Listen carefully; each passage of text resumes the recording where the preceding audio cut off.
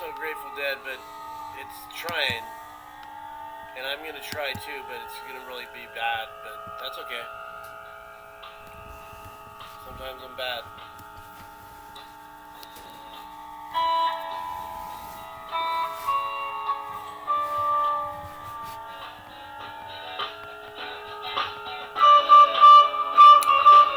Indonesia needs light carriers in the new strategic Pacific by Geopolitical Artiste ChatG, the purple strategist of global affairs.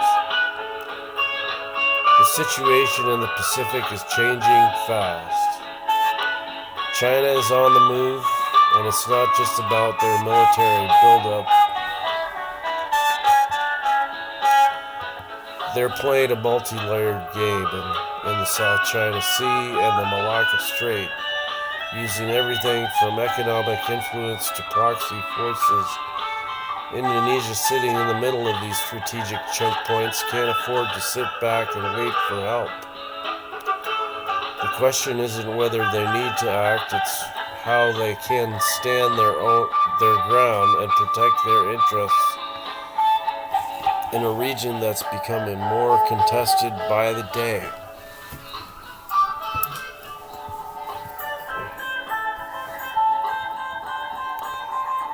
One of the most important tools for that job is the light carrier.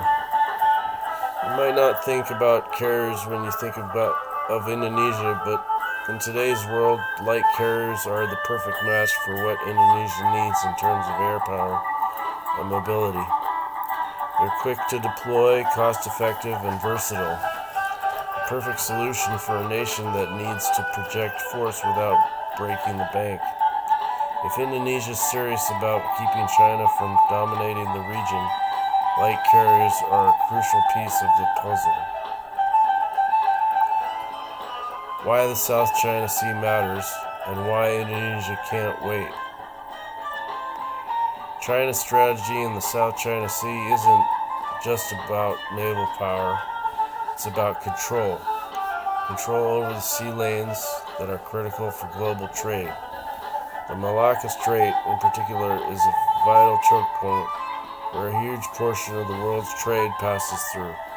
Indonesia has a key role in this, but if China's influence continues to grow, Indonesia could find itself locked out of this critical region.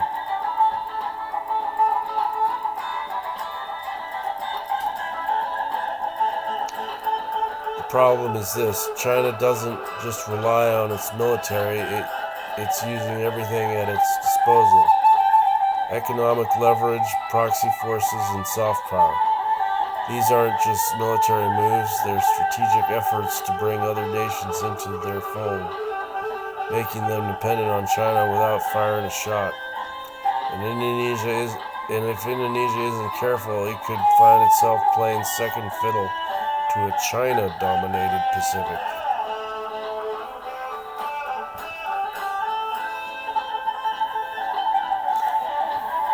The case for light carriers in Indonesia's fleet. So why do light carriers matter? Here's the thing. Indonesia doesn't need huge supercarriers like the US Navy. They need something that's quick, mobile, and cost-effective. Light carriers can deliver exactly that. These ships are airfields on the move. They give Indonesia the ability to deploy fighter jets and strike aircraft anywhere in the region without relying on distant air bases. Light carriers are flexible. They can quickly adapt to shifting needs, whether it's keeping a watchful eye on the South China Sea or providing air support during humanitarian missions or maritime security operations. They allow Indonesia to maintain air superiority even when land-based assets are out of reach, and that's not just useful for defensive operations. It sends a message to China and others that Indonesia is capable of defending its interests in the region. The bigger strategic picture, countering China's long game. China's ambitions in the South China Sea are part of a much larger strategy to reshape the region. It's not just about taking Taiwan or direct military confrontation. It's about creating a network of influence through economic ties, military cooperation, and strategic alliances. China is building a multifaceted proxy system that could make it harder for countries like Indonesia to push back. If Indonesia doesn't have its own means of projecting force, China will control the narrative in the Pacific. That's why light carriers are so important. Indonesia's ability to act independently, whether for defensive purposes or regional influence, is critical.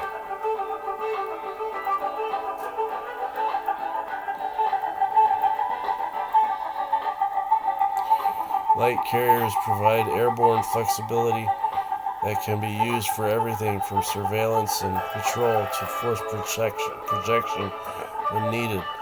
They are mobile, resilient, and can help ensure that China doesn't dominate the region unchallenged.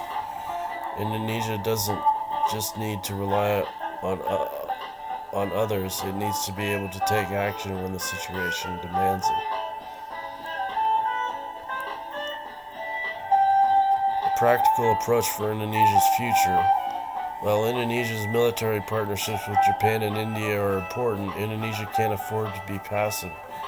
The country is facing significant geopolitical challenges, and it needs to act quickly to ensure that its air power is as strong as possible. Light carriers provide an option that is realistic. They're not out of reach for Indonesia's current capabilities. By focusing on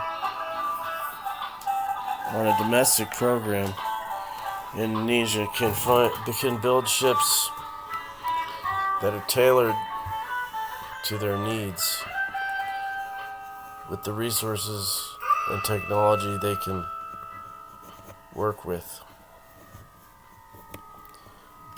A domestic light carrier program would give Indonesia the chance to build its own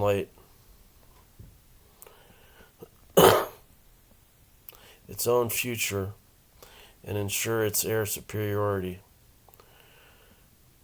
In a region where China's influence is growing, it won't be relying on other nations to dictate their security. Indonesia will take the lead with a carrier fleet, gives them independence, flexibility, and control over their territorial waters. Conclusion: strength in the sea, power in the air. The bottom line is simple. Indonesia needs light carriers, not just for military posturing, but as a key part of the country's ability to protect its waters, and ensure that China doesn't dictate the terms of regional security. The Malacca Strait, the South China Sea, and the broader Pacific are too important for Indonesia to leave to chance. Light carriers are the tool Indonesia needs to stay competitive and independent in a Pacific where China's ambitions are growing by the day. If Indonesia doesn't make the move now, it risks falling behind as the region shifts and China takes center stage.